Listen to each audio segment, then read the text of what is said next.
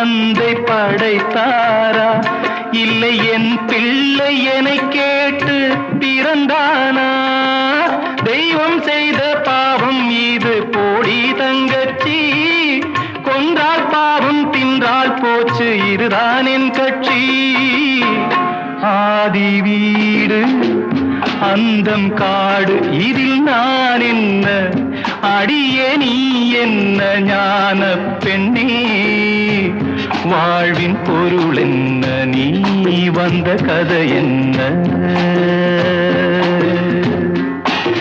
தெய்வம் தந்த வீடு வீதி இருக்கு, தெய்வம் தந்த வீடு வீதி இருக்கு.